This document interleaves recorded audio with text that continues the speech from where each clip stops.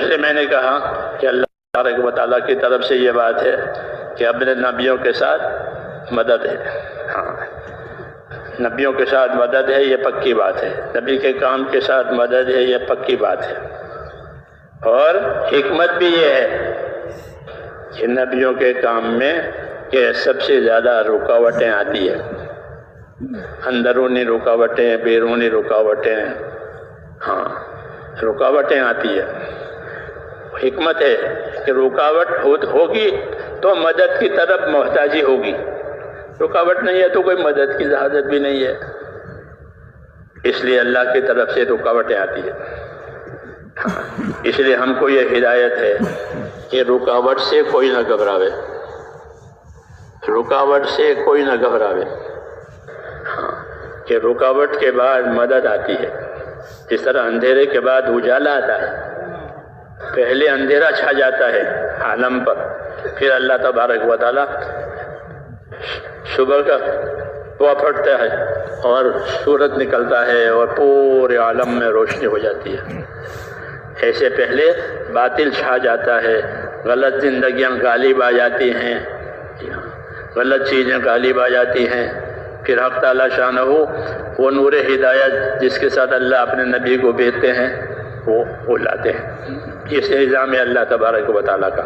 ہاں، یہ سنایا ہے ہم کو اور اپنے نبی صلی اللہ علیہ وسلم کو بھی کہ پہلے باطل چھا جائے گا، پہلے اندھیرا چھا جائے گا، اور پھر حق تعالیٰ شانہ حق کو لا کر کے اس باطل کو اپنی قدرت سے دور کریں گے اور حق کو دنیا میں اللہ تعالیٰ روشن کریں گے. اس لیے یہ راستہ امتحان کا ہے، یہ راستہ آزمائش کا ہے. ہاں، انعامات جو ملیں گے وہ اللہ تبارک و تعالیٰ کی طرف سے وہ امتحان کے بعد ملتے ہیں. اس لیے امتحانات آتے ہیں. ہاں، جتنی جس کی حیثیت ہے اپنے دین اور ایمان میں اتنا ان کا امتحان ہے. ہماری حیثیت تھوڑی، ہم کمزور ہیں تو کہتے ہیں کہ تمہارا امتحان زیادہ سخت نہیں ہوگا.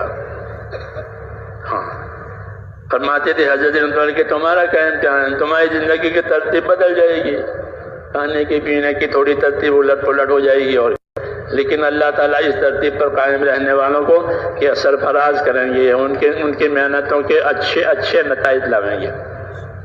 کمزوری کی رعایت ہوتی ہے، کمزوری کی رعایت ہوتی ہے اللہ کی طرف سے کہ بچہ جتنا کمزور ہوتا ہے اس کی نگہداشت اتنی زیادہ ہوتی ہے. یہ قاعدہ ہے کہ بچہ جتنا کمزور اتنی نگہداشت اس کی زیادہ، کیونکہ وہ ابھی کمزور ہے. وہ پاؤں سے چل نہیں پاتا تو اس کو اٹھائے پھرتے. ایسے ہی اللہ تعالیٰ کی یہ ترتیب ہے کہ جتنا ضعف اتنی مدد، جتنا ضعف اتنی مدد. حدیثوں میں ہے کہ اللہ تمہاری مدد کرے گا تمہارے کمزوروں کی وجہ سے. قابلیت کی وجہ سے مدد نہیں ہوتی، کمزوری کی وجہ سے مدد ہوتی ہے. قابلیت سے تو ترقی ہوتی ہے، قابلیت سے ترقی ہوتی ہے، اور کمزوری ہوتی ہے تو مدد ہوتی ہے.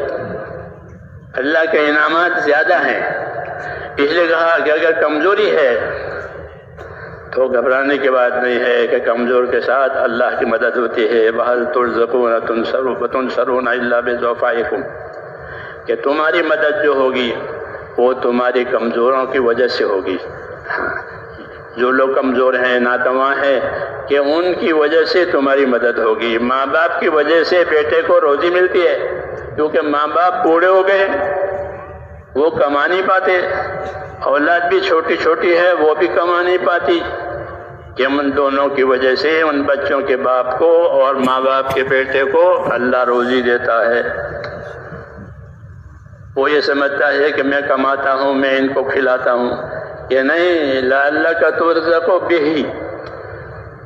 تو یہ نہ سمجھ، بلکہ ایسا ہی ہو سکتا ہے اللہ کے علم میں کہ تجھے ان کمزوروں کی وجہ سے اللہ روزی دے رہا ہے تاکہ تو ان کو کھلاوے.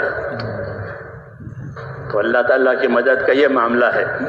ہاں، کہ جب یہ کمزور ہو جاتے ہیں اور اپنی حد تک اپنا یہ کام کر لیتے ہیں تو پھر حق تعالی شانہ اپنی مدد کے دروازے کھولتے ہیں۔ ہمیشہ نبیوں کے ساتھ ایسا ہوا کہ رکاوٹیں پہلے آئی، کمزوریاں پہلے آئی، اور پھر اللہ پاک نے مدد کے دروازے کھول دیے اور کام کو آسان بنا دیا، استقبال پیدا کر دیا۔ تو نبی استقبال سے پہلے کام کا استقبال نہیں ہے، بلکہ کام میں رکاوٹیں ہیں، کام میں دشواریاں ہیں، تو اس زمانے میں انبیاء کرام عزیمت سے کام کرتے تھے، عزیمت کے ساتھ کام کرنا، تاکہ کمی نہ آئے۔ اور جب رکاوٹیں ہو گئی تو شکر گزار بن کے کام کرنا، شکر گزار کے بعد اللہ نے رکاوٹیں ختم کر دی ہے کہ اب زیادہ کرو شکر گزاری میں۔ نبیوں کی یہی تعلیم ہے، نبیوں کے یہی طریقہ ہے کہ جب تک رکاوٹ ہے کہ اپنے حد تک اپنی محنت کو کرتے ہیں، استغفار بھی کرتے ہیں، اور اب رکاوٹ ختم ہو گئی اور آسانی آ گئی تو اب بے فکری نہیں ہے، بلکہ اللہ کی طرف رجوع اور اللہ کی طرف توجہ اور زیادہ۔ جی ہاں، سورہ فتح نازل ہونے کے بعد حضور صلی اللہ علیہ وسلم کی محنت بڑھ گئی۔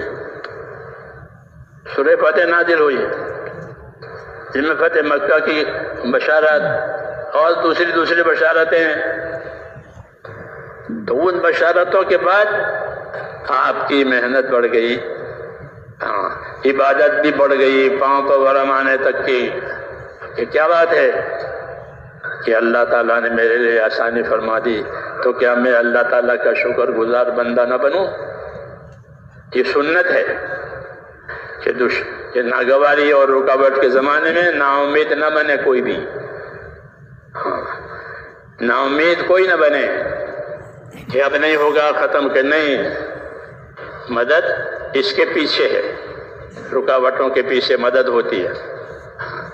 جی ہاں، اور جب مدد آ جائے تو پھر کہ اب اپنا حوصلہ بڑھا کر کے اب جو ذمہ داری آئی تھی اس کو زیادہ سے زیادہ اور اچھے سے اچھا بنانا، یہ نبیوں کا طریقہ رہا ہے کہ اپنے کام کو اچھا سے اچھا بنانا۔ کیوں کہ اب کوئی رکاوٹ نہیں ہے۔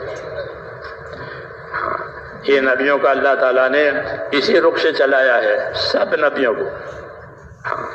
اس لیے یہ ترتیب رہے گی اللہ تبارک و تعالیٰ کی کہ ناگواریاں پہلے آوے گی اور مددیں بعد میں آوے گی۔ اور اللہ کی مدد اتنی ملے گی جتنی ذمہ داری پوری کی جائے گی۔ حدیث پاک میں ہے